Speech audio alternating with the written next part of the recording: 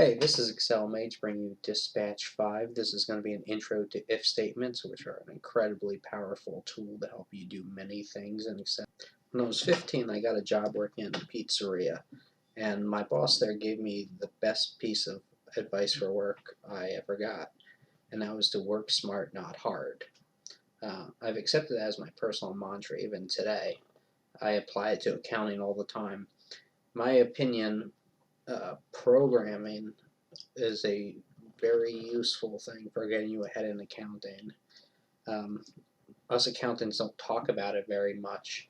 Um, I'm not sure why. You could become way more productive at accounting if you learn how to program. If you're young and ambitious and you want to become fantastically better at accounting, subscribe to my channel.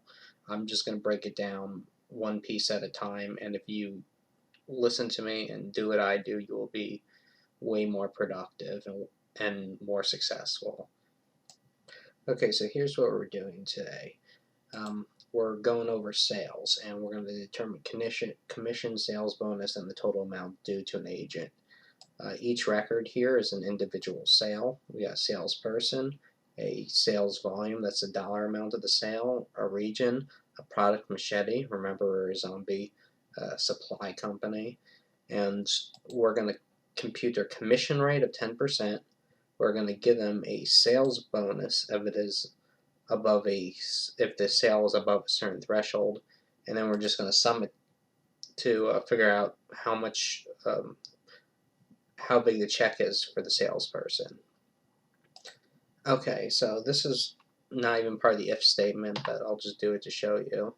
So equals the revenue times 0.1. That's 10%. Okay, so that's our simple 10% commission. And just spread the formula down. Sales bonus is where it becomes an if statement.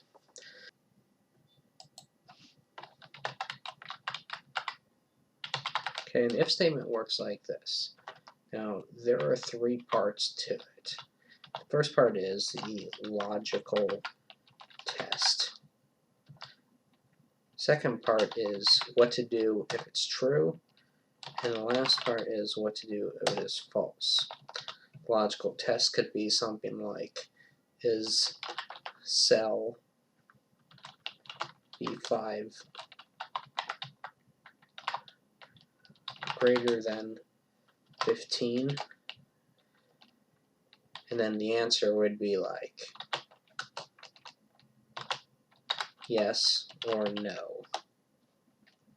And that's at base what it is. So I'm going to show you how to put something like this, actually create it using an if statement.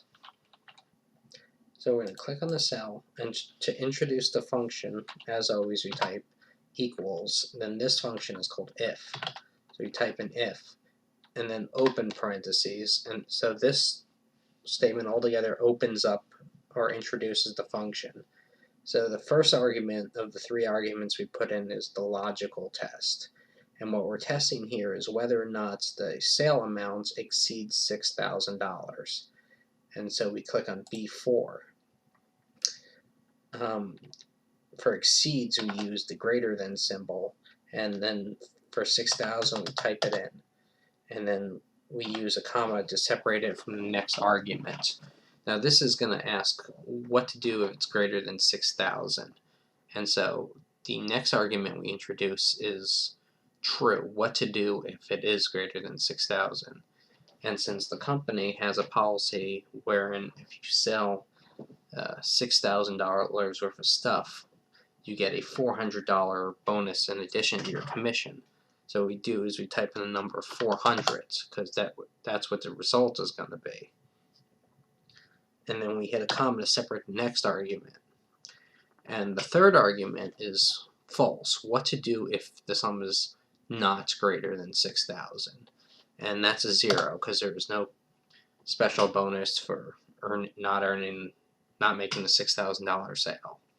So we close the parentheses, hit enter. See, there's a 0 because this is 2,000. It does not exceed 6,000. Double click to extend the formula. 8 and 12,000 are both exceed 6,000. You see they got the $400 check. Okay, so we're going to change it up basically to do the same thing, but instead of a $4,000 true result, what we want is a $700 true result. Spread the formula, and we see the 4s became 7s because it's using 7,000. If you look at this formula, you double click on it, you see how it's using B15 because the formula is slowed down. That's good.